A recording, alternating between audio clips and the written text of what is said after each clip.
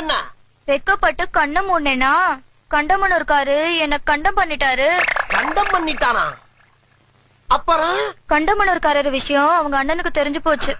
தெரிஞ்சு போச்சா? அவங்க அண்ணன் தம்பிக்காரரை கொலையா கொண்டிருப்பானே. அதுதான் இல்ல, தம்பி பொண்டாட்டிய தாம் பொண்டாட்டி மாதிரின்னு அவர் யதார்த்தமா கேட்க நான் பதார்த்தமா விட்டு கொடுத்துட்டேன். பதார்த்தமா விட்டு கொடுத்தியா?